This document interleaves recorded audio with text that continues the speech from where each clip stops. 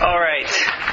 So we are in Nehemiah Perek Hey, chapter 5, still dealing with economics.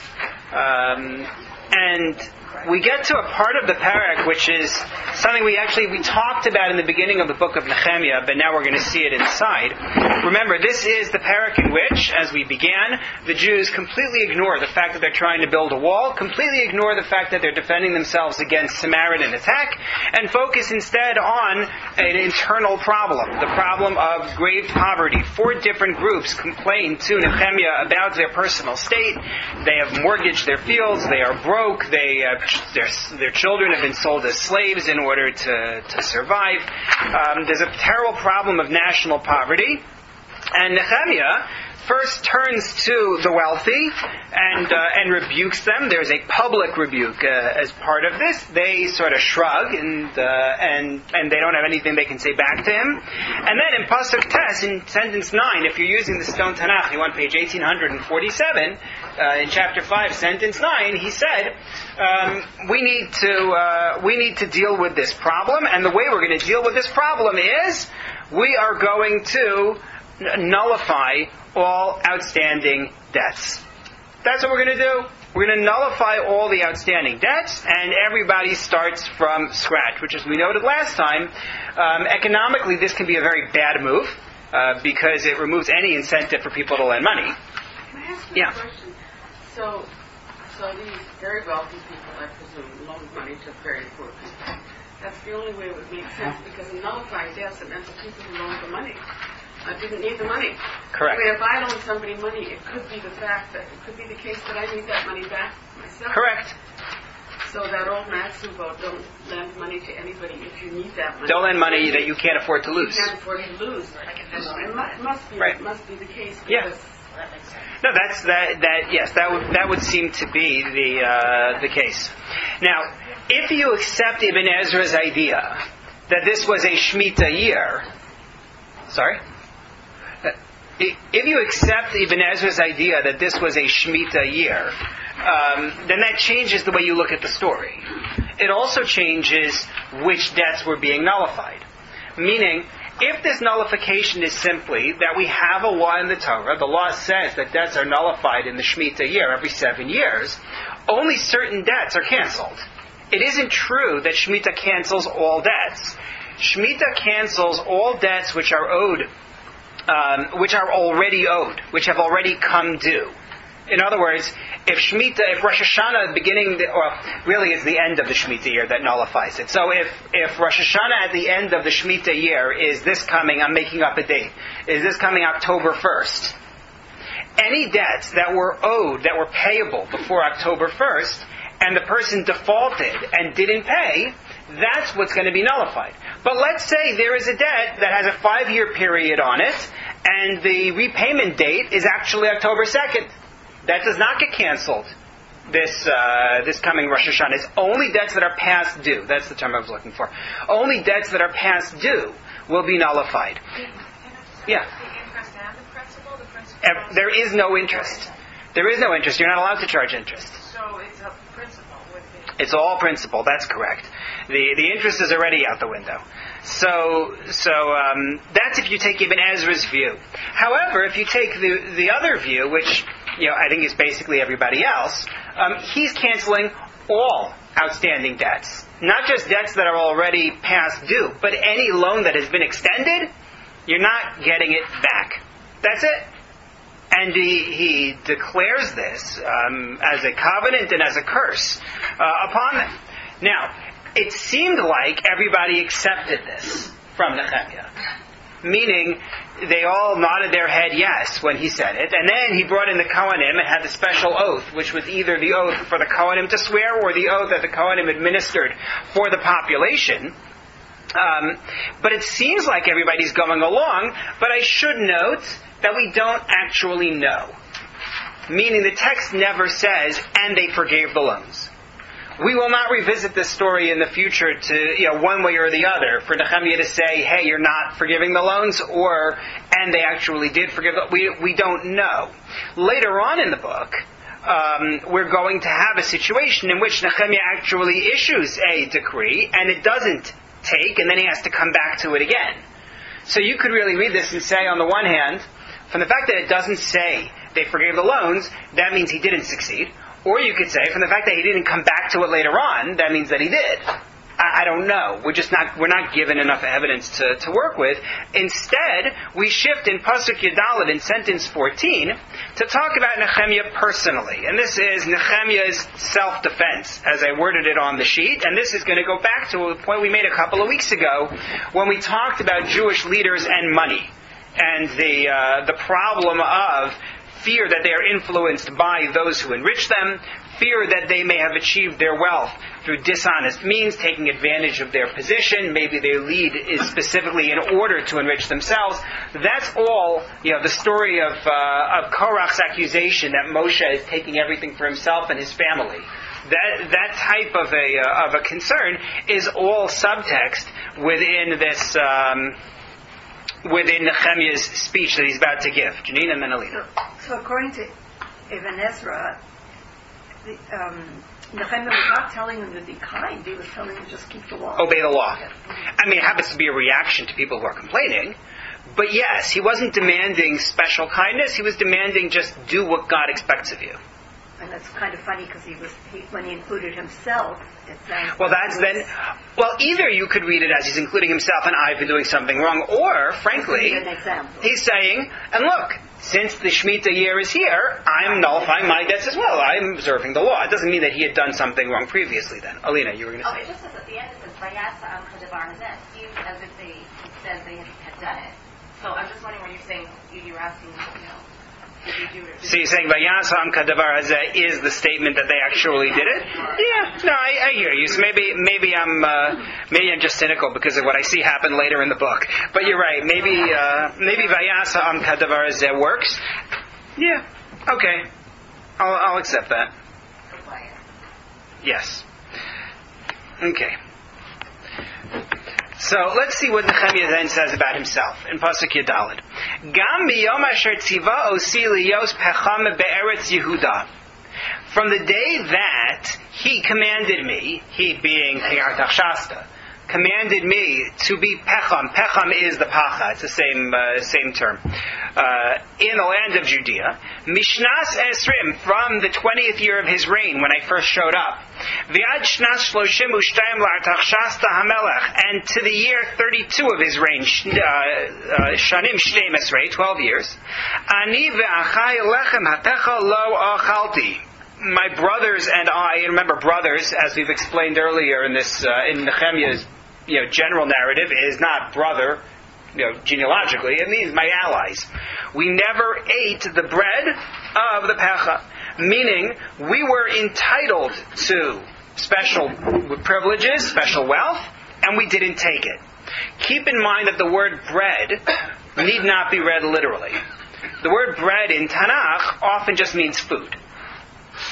Here, some will make a distinction in terms of saying he took certain things, but he didn't take bread, so we'll see that. But lechem hapecha could mean essentially the food that the pacha normally gets to take. He says, but those earlier pachas, the earlier leaders, hechbidu al ha'am, they really weighed down the nation. Vayikchu mehem belechem vayayin achar kesef shkalim arba'im. They took from the nation bread, and they took wine after taking 40 shekel. So they got money, they took, and here it sounds like it's bread just as in opposition to wine, but I can't say one way or the other. And they took wine. Gam na'arehem shaltu ala'am, their youths also lorded it over the nation. V'ani lo asisi chen, I didn't do that. Mipnei yiras Elokim, because of reverence for God, fear of God. V'gam b'mlachas hachama azos hechzakti, and I also was machazik. I held on to, or I strengthened myself in, or I strengthened others in, the work on the wall. V'sadeh lo kaninu. We did not buy any fields. V'chol ne'arai kvutzim sham al hamalacha. And all of my youths were there, working on the wall. V'hayudim v'hasiganim. We're going to read through to the end of the parak, and then we'll come back to these psukim. There's a lot to ask about here. V'hayehudim v'hasiganim, and the rank and file Jews, as well as the siganim, the deputies of the pacha, me'ava chamishim ish, 150 men. V'habayim eleinu min hagoyim asher svivoseinu, as well as all the people who came to us from the nations around us, al shulchani, they all ate at my table. So here I am, not taking anything from the community, and I'm feeding my servants, my deputies, the people coming in from the nations, everybody is all on my tab. V'asher haya na'aseh, and if you want to know what that tab looked like, he says, V'asher haya na'aseh liyom echad, you know it was done for one day, shor echad, an ox, tzon. Now here, this is a little tricky, but I believe the way to read it is, tzon, sheish buros, 6 choice cattle, or 6 choice sheep, I should say. Right, sheep. Vitziporim na'asuli, as well as birds. All of this was prepared for me. Uvein aseres yamim b'chol yayin laharbe. And there are different ways to read this clause, but reading this clause the way that Ibn Ezra, Mitzudat David, Dat Mikra, they all read it, is that every 10 days I had to provide a lot of wine. Rashi says it was 10 days worth of wine each day. So there was a lot of drinking going on. This is the Persian Empire, after all. And with all this, lechem hapecha lo bikashti. I did not demand the bread of the pecha, ki chavda avoda al ha'am hazeh, because this would have been very difficult for everybody to support. I didn't want to make it difficult, so I spent for 12 years on these feasts and meals. And he concludes, Zachrali Elokai L'tova, God, remember this for me for the good, Kol asher asisi ala ha'am hazeh, everything I did for this nation. There's clearly a complex here. Sounds like Donald Trump not taking a salary. There's clearly a sense that he needs to defend himself, right? Why does he need to defend himself? What is this whole section doing here?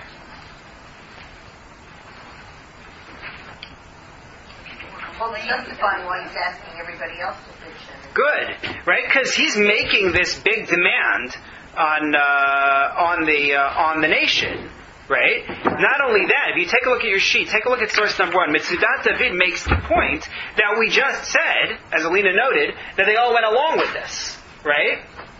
So Nehemiah is now saying, you know why they went along with it? He says, Gama tova azos asisi im Yisrael. I did this good thing for the Jews as well. Ki me'es asher tziva melech osi lios Moshe lahem beretz Yehuda. For from the time that the king commissioned me, and so on, I did this. In other words, what he's... I'm sorry, I meant to quote you Malbim for your point. Mitzudat David just says, this is another good thing I did for the nation. In addition to the way I helped them with their finances by abolishing the debts, I also did this. Malbim is the one who makes the point that Dahlia was making in number 2. Shalo levad sheitiv la'aniyim. Not only did he help the needy, lo hichbid gam hala ashirim. He also didn't burden the wealthy, because who would it have been who would have paid for these meals? This wasn't going to come out of the people who have no money. This would have been a special tax for the wealthy. So, really rich, though. Yes. That's a very wealthy. Yeah, he's doing all right. The king's cupbearer of the Persian Empire. Yeah. That's what I'm thinking is that he left. You say that came out of his own pocket. Really, it's coming out of his benefactor's pocket. He is on this extreme salary to keep the Jews under control. Well, we don't know what his salary is, though. Well, we know it has to be pretty large. It says that. Or he has an estate. That's the other possibility. I don't know. I mean, either one is legitimate, but from his perspective, the point isn't, I have the means to do this myself. The point is, I could have saved everything that I have and taken it from you. Right? Because that's always the way people look at it. It's never about, I had the means to do this. It's always, I funded this myself instead of taking what I could have from everybody else. But I think that's what he's picking up on here is so he didn't burden the wealthy, v'lachein shamu l'kolo, and that's why they listened when it came to the debt relief, because he had credit with them. for the fact that he had not demanded of them that they support this. But yeah, it could be that he's getting a salary. I don't know. So I think there are actually three ways to look at this. One way is Mitzudat David, who just says, here's another good thing I did for the nation. I did debt relief, and I also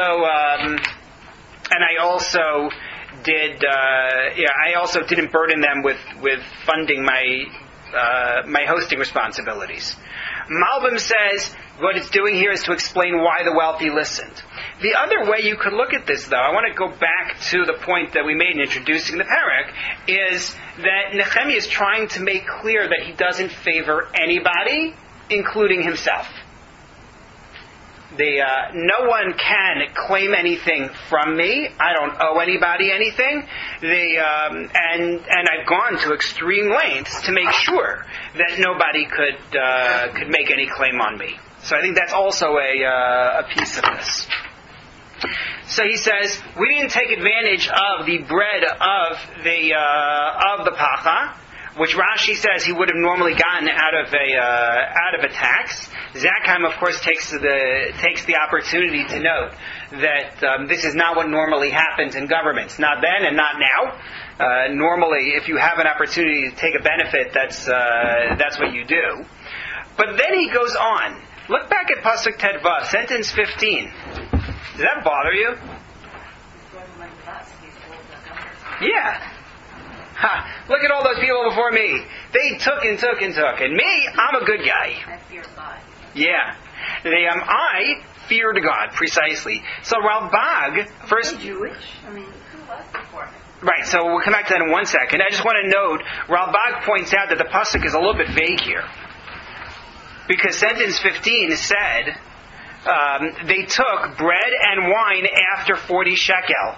Right? 40 shekel of silver. But as Ralbag notes, I don't know what 40 shekel means. 40 shekel per what?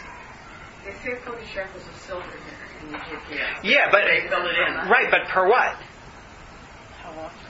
Per what time frame? Per year. For bread and wine was 40 shekels. So she's saying they use that to pay for the bread and wine. Right, so he's reading it as the bread and wine expenditure. But take a look at number 3, Ralbag, and Rashi is like this. Says, after they took the 40 shekel, and he says, l'shana, per year, o l'chodesh, could be per month, o l'shavua, or most likely it's per week. Vua yoser nira, that appears correct. They also took, in addition to the 40 per week, I don't know why he thinks that the per week is the most reasonable. I don't know if he's going based on what a shekel could buy in his day. I don't know how to read it. But in terms of his statement of I didn't do it because I'm God-fearing, what does he throw that in for? Why is he aggrandizing himself? So, I mean, sounds like, I'm not kidding, sounds like Donald Trump. Look at how wonderful I am. Look at how terrific I am. Yeah, except that he's not guilty of anything. No. We're going to come back to your question, but keep in mind, that's the major difference between the two, is that he's done nothing wrong. The other one says he's done nothing wrong. Sorry. You don't hear. I think he's only making himself great in this particular area, in the sense that he's just as far as finances and burdening the people. He's not boasting about everything else he's done. Although he is recording it. Yeah. He has recorded everything he's done and in detail. But that's the only area that I've seen so far that sounds what he's actually. Right. Oh God, So hang on. We're going to come back to it. But I think the Yiras Elokim, the point about his reverence for God, goes back to sentence 9. When he talked to the wealthy and said, you have to forgive the debts, right? He said, Biras Elokeinu telechu, you have to revere God. And we said back then, that's associated with the fact that in the Chumash, the Torah repeatedly says, when it talks about not taking advantage of the vulnerable, you should revere God. Even if they can't stop you, I can stop you. And therefore, there should be a God-fearing approach. I think that's what he's emphasizing here. I did that. I had this Yiras Elokim. We worked on the wall, he says in sentence 16, and we did not buy fields. So, I don't know what that means. Two different approaches. One approach is Mitzudat David. If you take a look at source number 4, there's a typo there where it says law, it should say wall. My mistake. I also provided this benefit. I took hold of the work on the wall, meaning,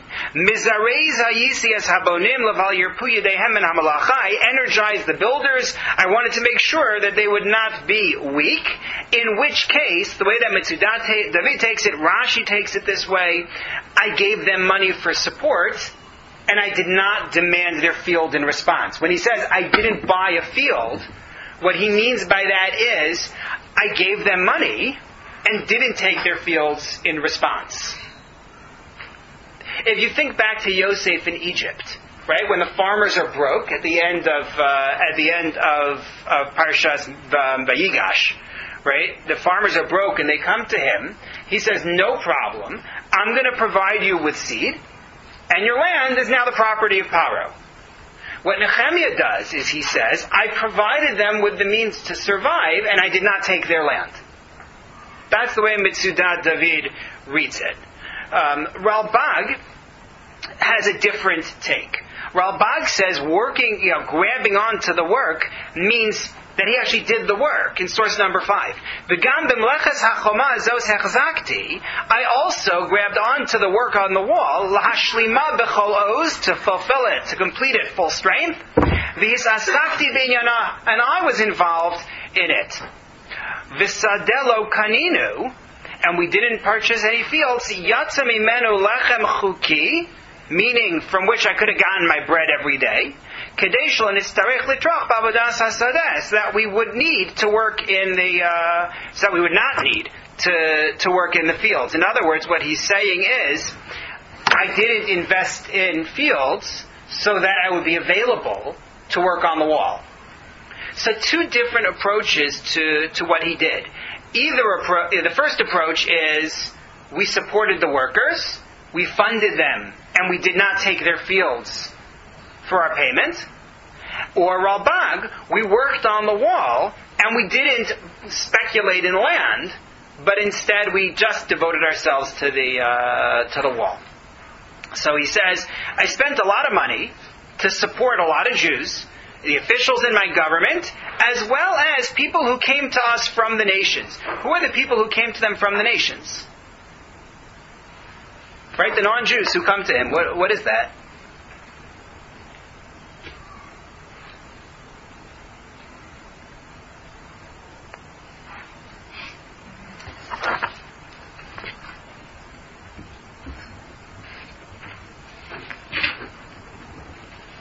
So that's verse 17. I'll my table. Yeah. So who is that? Who are the non-Jews who are visiting? Wouldn't be Shimonites. I don't know. I mean, can you imagine Sanballat sitting down at his table? No. We're going to see that in chapter 6. One way to read it is, these are non-Jews from the nations around who are emissaries who come in with diplomatic messages, who come to greet the new Pech in the same way. Go back to Malachim, right? Shlomo, Chizkiyahu, they get visited by non-Jews from other nations.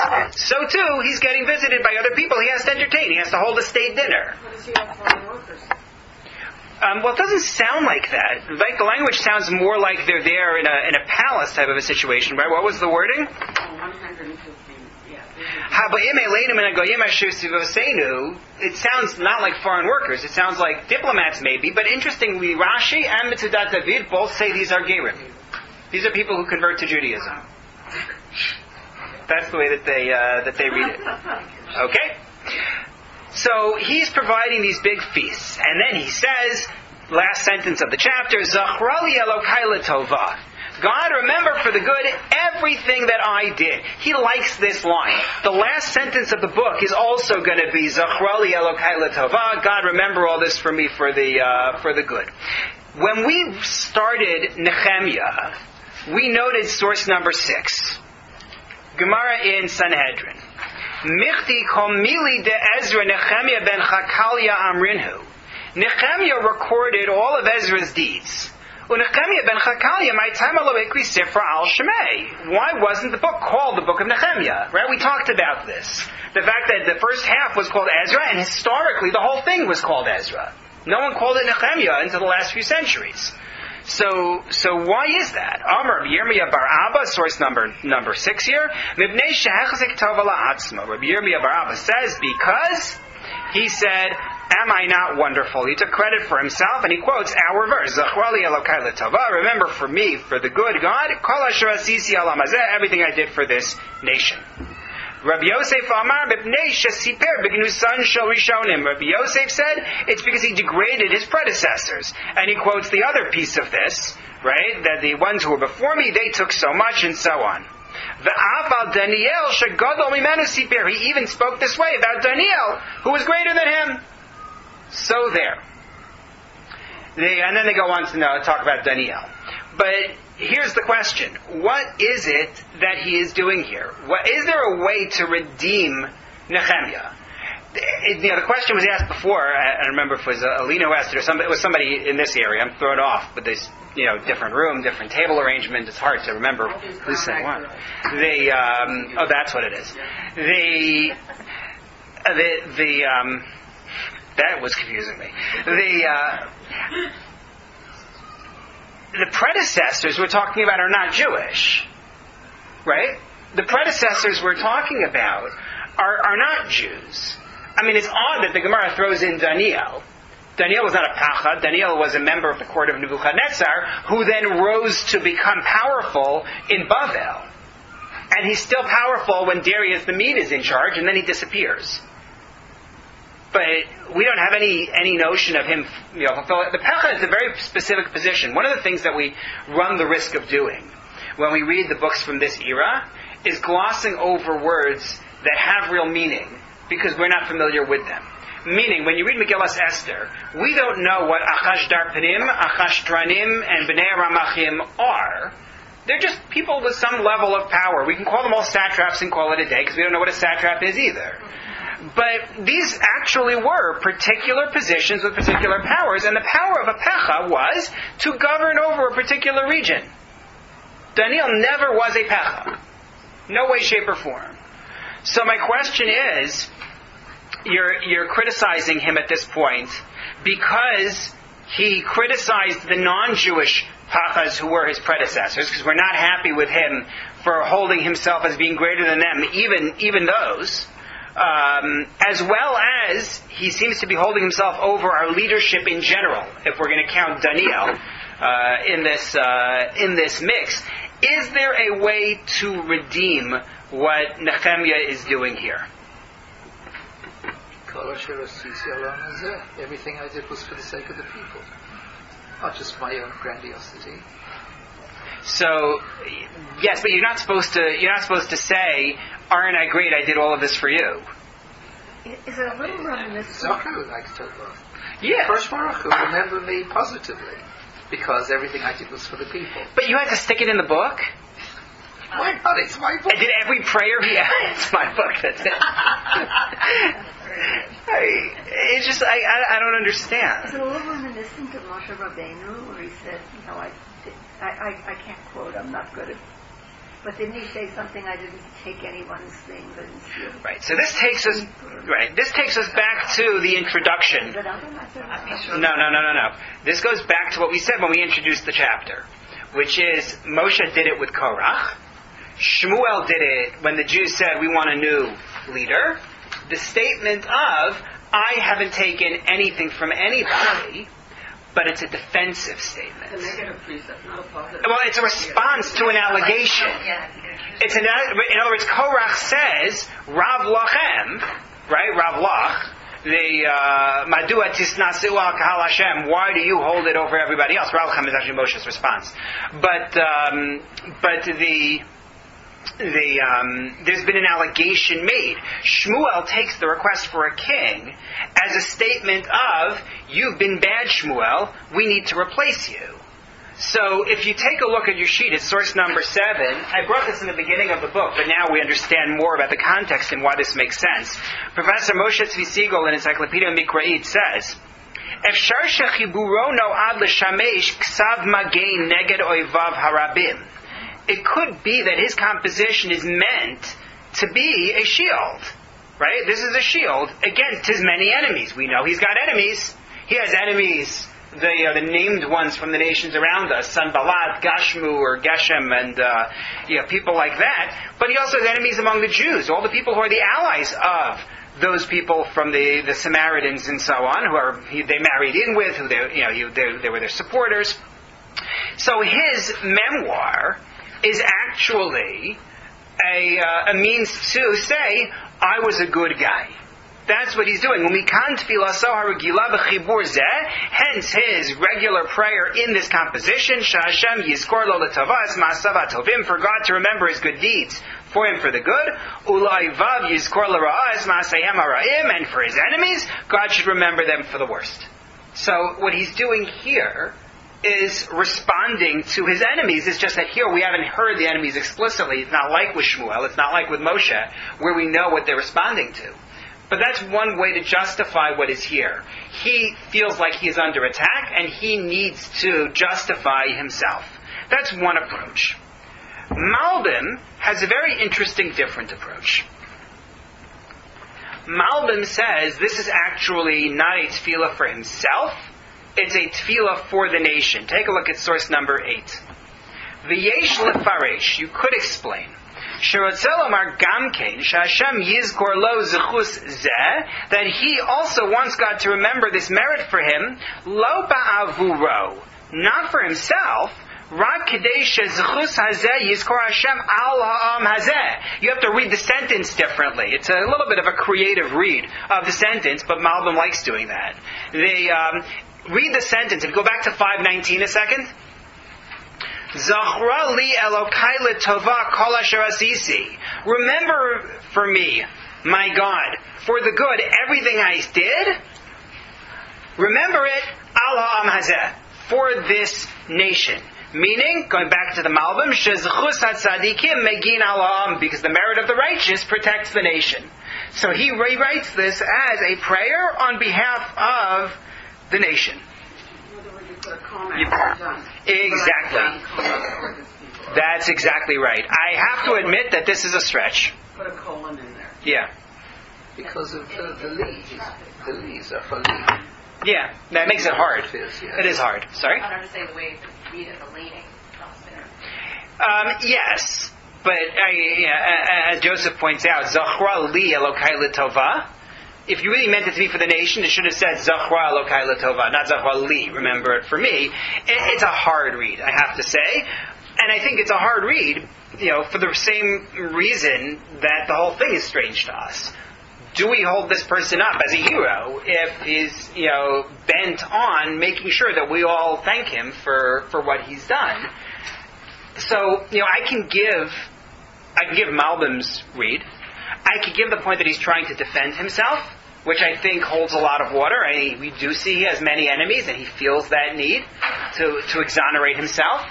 At the same time, the Gemara is clearly too bothered by this. It's more than one person that criticizes him. Right. The Gemara is too troubled by this, and the Gemara says we're not happy with him, and that's why we call this book Ezra, and we don't call it Nehemiah, because we don't like the fact they're not willing to take it out, but they are willing to criticize him for it. Did Ezra sense the enemies in the same way? Ezra doesn't seem to care, at least based on what we've seen of him so far. We only saw like a blip from Ezra. We had a couple of incidents. We saw him rally people to come. We saw him get the support of Artaxerxes, or Darius, who was very impressed with him. We saw him bring karbanos and hold a big celebration. And then we saw him deal with the intermarriage issue. And then he disappeared. He's coming back. But you'll be in Israel. He is coming back. Yeah, well, he's there. But we don't. At this point, we know more about Nehemiah than we do about Ezra. Realistically, we've seen prakim of Nehemiah. We saw a couple of prakim with Ezra. Okay, so with that in mind, we'll now take a look at Perek Vav. We'll start with Perek Vav now, which I call the chapter of intrigue. So there's a very interesting message that's going to emerge in this parak, which I think requires that we think about it in context in Tanakh. The themes here essentially are two.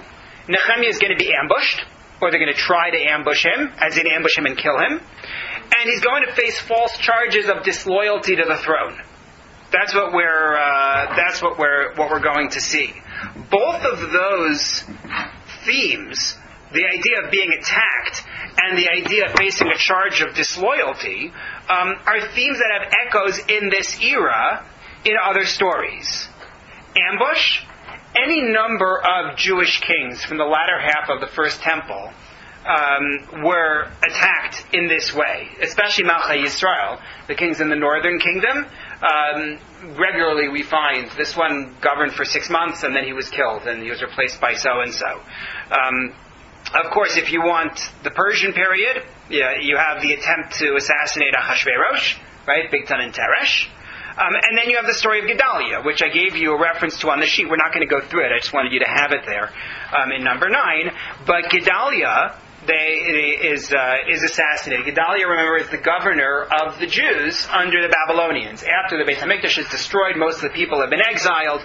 Gedaliah is the one who the government leaves behind to lead the Jews, and the Jews themselves, allied with Ammon, assassinate him. Charges of disloyalty, well, we get that all the time, right? We got that going back to the Jews themselves in the book of Esther, right? Yeshno amachad mefuzar u'meforad, they don't listen to you, whatever, you should kill them. Achashverosh says, okay.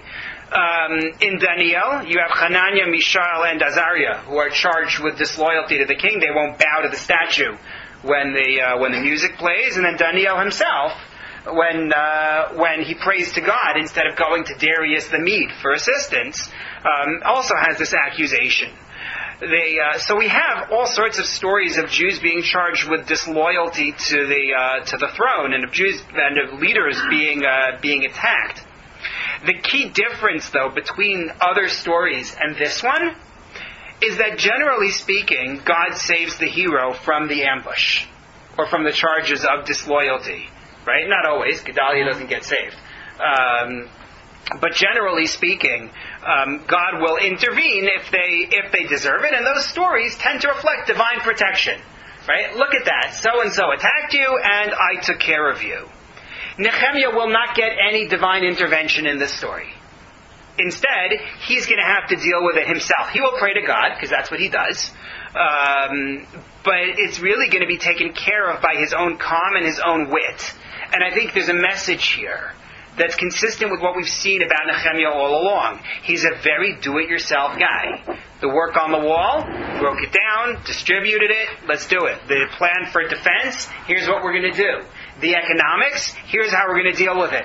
Every step of the way, Nehemiah is going to do this himself. That's what we're going to see in this parak as well. So, with that, yeah. When you say that they were thinking of taking him out, but then he's got such good features as well, so why would they have taken him out?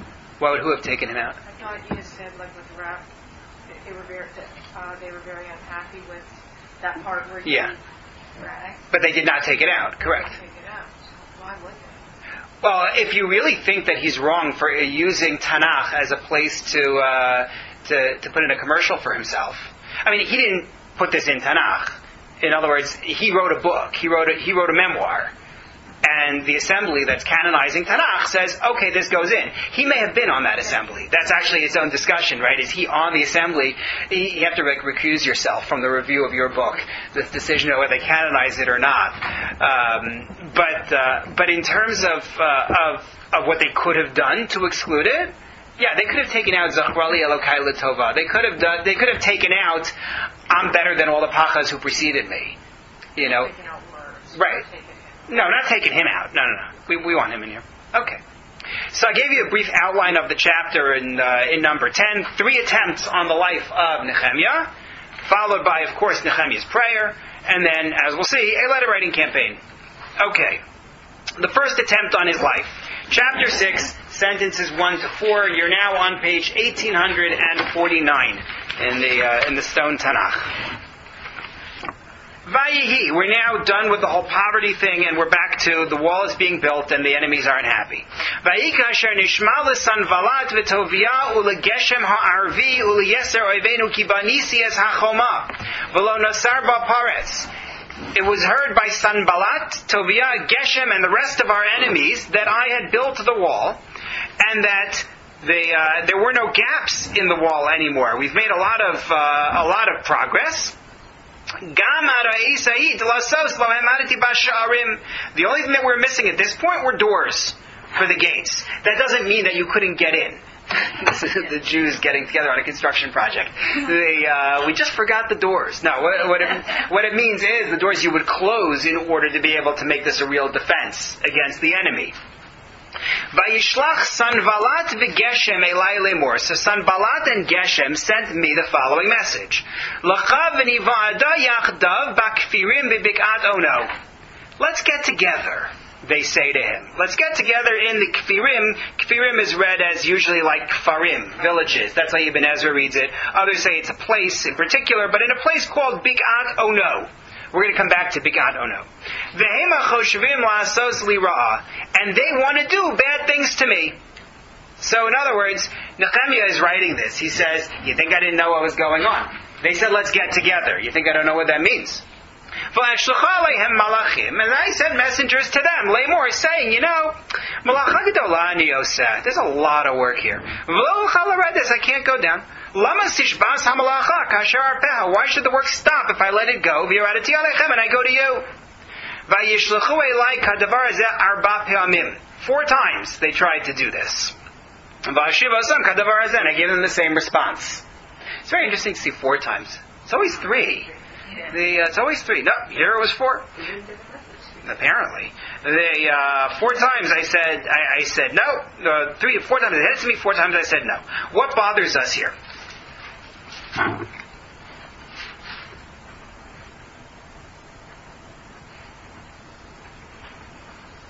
What's strange? Well, they're persistent. It's overt. It's very, it seems fairly blunt as an instrument. Tovia disappeared. Right? You notice who sends the messages? Geshem and Sanballat. What happened to Tovia? Backed out? Got squeamish? The next part won't tell you. Nope. So that's one question. Another question, how did Nehemiah know this was an ambush? How does he know? Because he knows them. He understands. Because he knows them. Also, go back to Pasuk Aleph. There's one word that after what we read in the end of Perek Hey should really catch your ear.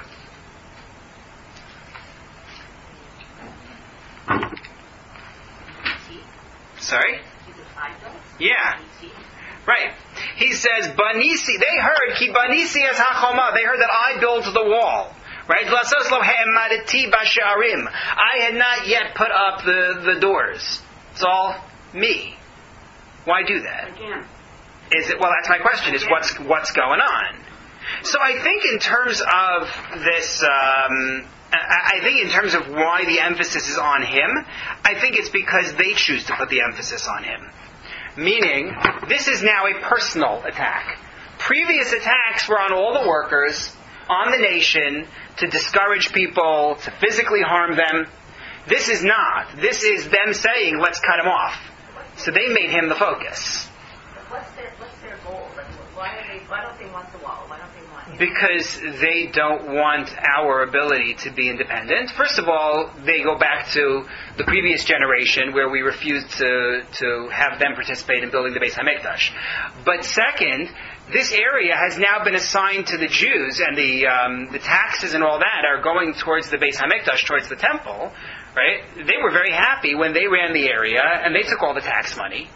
They didn't like this idea at all. And we did note that some of them may have been okay with it once they saw economic growth, when we talked about who assisted with the building. But generally speaking, they view this whole thing as an affront to them. They make Nehemiah now the target. And so Nehemiah's response to this response to their attempt is to Nehemiah's response to their attempt is to say, "Ha! They saw that I was building it, and therefore they attacked me personally." That's what I see here. Moshe, you were going to say? Nope. Okay, sorry. So that's what's that's what I think is going on here, and they say to him, "We want you to meet in Bikat Beit Ono." So the Dov Zakheim book, he says that this is an area in Nehemiah's jurisdiction, but with a non-Jewish population that would be suited to covering up the crime. He doesn't say what his source is for this idea, and he also writes that Ono isn't mentioned as a place anywhere else in Tanakh. So I don't know how he knows this about the choice of location, and Ono does show up in Divrei Hayamim in the 8th parak of Divrei Hayamim Aleph, so I don't even know what he means. But it's an interesting idea to explain that that's how they pick their place. Could be. The wall does not yet have doors. So Nehemiah could be just giving you a timeline about this. However, couldn't it just be that they wanted to eliminate the leader who was energizing? Yeah, absolutely. Absolutely. So the fact that there's no doors, it's not the last part of it hasn't been finished. Let's get him now. Right, and that's what Malbim says. Take a look at number 1. He says, just like Janine said, "Shalachein hayalem od tikva levatel hamlacha." They still had some hope of halting the work. Because after that, once they saw it was complete, as we're going to see towards the end of the parak, at that point they fall in their own eyes, meaning they realize we're done. So they want to meet him, but Tovia isn't in it. So here I brought you source number 12. I brought you Zakheim's explanation for what happened to Tovia. Significantly, he writes, number 12. Tovia did not join in the invitation to Nehemiah. He may have shrunk from the idea of murdering a fellow Jew. We noted when Tovia was introduced in Parak Bet that there's a debate as to his identity, but Zakheim believes that Tovia is in fact Jewish. Unclear to me why, but that's what he believes. He says maybe he got squeamish at this stage. Fighting them in a war, he can do. Assassinating an individual Jew, he has a hard time with. It's a Hebrew name, It could be a Hebrew name, certainly, yeah. It is now. No, but using the Yud Hey name of God sounds like it is. It does sound like it will be Jewish. He may also have been assigned to attack the city while Nehemiah was at Kfirim. He gives you an alternative explanation. Maybe he had a different job. Right? He's not at the meeting. In fact, they're going to attack while Nehemiah is out of town. Leaderless, the Jews might have been expected to panic, and heeding the likes of Tobiah's kinsman Eliashiv, who after all wielded considerable authority as high priest, to surrender without a fight. That would have been the plan, in which case you don't even need to assassinate Nehemiah. Right? You just need to get him out of town, attack while he's gone, and then you spare yourself the problem of having killed the king's cupbearer. So that may be. Honestly, though, I think there's a simpler explanation. The letter writing campaign we're going to see at the end of this chapter is going to come from allies of Tovia trying to write letters to Nehemiah to say Tovia is a really good guy. It could be Tovia is trying to play both sides of the fence. On the one hand, he's an antagonist, ally of Sanballat, but on the other hand, he doesn't want to put himself on the line to the extent that Sanballat is willing to do so, and therefore he doesn't want to get involved in this, in this attack. Even if you go back to chapter 3, sentence 35, which was where we saw him before, Tovia. It was top of page 1845. When they were doing their trash talk campaign against the Jews who were trying to build. So, the first ones say, as is translated here, these poor Jews, right, the Jewish weaklings, what are they doing? Will they reinforce it? Will they bring offerings? Can they finish it? Can they restore the stones? And Tovia says, yeah, even if they build it, a fox could break their stone wall. It's not like such a strong statement. He's there, but he's not there. He's playing both sides. So that was part of my problem with it. Theoretically, could be, but it's hard to say so. They call him here Tovia the Ammonite. Right. That was what Debbie also just said. So again, going back to when we introduced him in the second parak, Zakheim and I don't think he's the only one, but I remember seeing it in him, was of the belief that Tobiah is actually Jewish, and that he's a servant of the Ammonite king. That was the way that he read it. He goes even further. He says he's a kinsman of the... Oh, yes. Well, that we'll see explicitly. Oh, really? Yes. Yeah, that's right. That we will see explicitly. So again, I think he could be trying to play both sides of the fence. In terms of how Nehemiah knew what was going on, Rashi, Mitzudat David says, I figured it out. He does it himself. If this story had involved anybody else in Tanakh, it would have been, and God sent the Malach, and the Malach told him, beware, don't go to the meeting, they're here to attack you. But Nehemiah just, okay, I used my wits and understood that I was in danger. Okay, that's the first attempt. Somewhat clumsy, doesn't work. Then there's the second attempt, which we'll start on. We're not going to finish it today, but at least we can start on it. The stories read fairly quickly. Perek Vav Pasuk Hey, chapter 6, sentence 5. We are on page 1849. Vayishlach elai Sanballat kadavar zeh pam chamishis ez na'aro. Sanballat sent me this a fifth time with his youth. V'igeres psucha biyado, but with an open letter in his hand. Kasuv ba, the following was recorded in this letter. Bagoyim nishma, it's been heard among the nations. V'gashmu omer, and Gashmu, who is Geshem Ha'arvi, same person, he says also, Atava ha'Yehudim choshvim limrod, that you and the Jews are planning a rebellion against the Persians. Alkein ata boneh ha'choma, that's why you're building the wall. Ve'ata hovel lahem lamelech, and you are functioning as a king. Kadavarim ha'ela, stuff like that. That's what people are saying, and that's what he wrote in the letter. V'gam nevi'im ha'amadata lekro alecha b'Yerushalayim le'mor melech b'Yehuda. Oh, you know what I also heard? That prophets, you have established prophets to declare in your name in Jerusalem that you are the king in Judea. Maybe not in your name, but to declare that you are the king in Judea. V'ata yishama lamelech kadavarim ha'ela. You know, word like this gets back to the king. This could be very bad for you. So let's plan together. That's what he says. So Nehemiah, well, I don't know if it's sneaky. It sounds like, I don't know if he's decided yet, but it could be sneaky or it could be blackmail. Right? It could work both ways. It could be that he's saying, this is a reason for you to come meet with me. Or he could be saying, you know, it wouldn't look good for you if the king were to hear this. If somebody were to send a letter to the Persians, you could be in trouble. Well, Pasuk Ches. I sent a message to him saying, Lo niyak kadvarim ha'eleh. There never was such a thing. I don't know what you're talking about. Asher ata omer, this that you're saying. Ki b'libcha tabodam. You're making it up yourself. Ki chulam miyari'im osanu le'mor. Because all of them were intimidating us, saying, Yirpu yedehem min hamalacha v'lo se'aseh. Their hands will be weak from the work. It'll never happen. Ve'ata chazek es yadai. But now you suddenly want to strengthen my hand. In other words, I don't really think you have my best interests in mind here. Somehow, I don't think you've suddenly become concerned about my welfare and what might happen to me.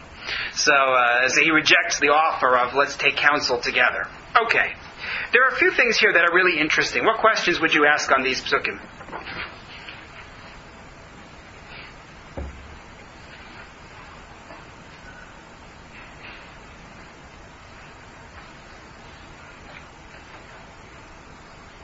Oh, there's stuff here for sure.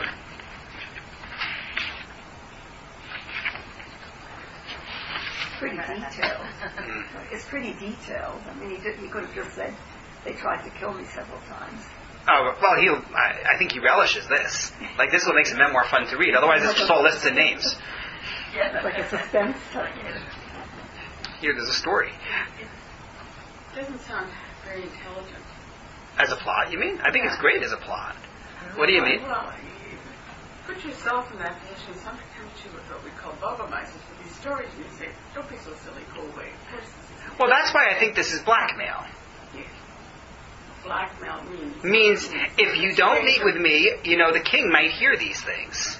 Oh, I've spun a tale out of whole cloth that I'm going to tell the king. And I can make it sound like it's true.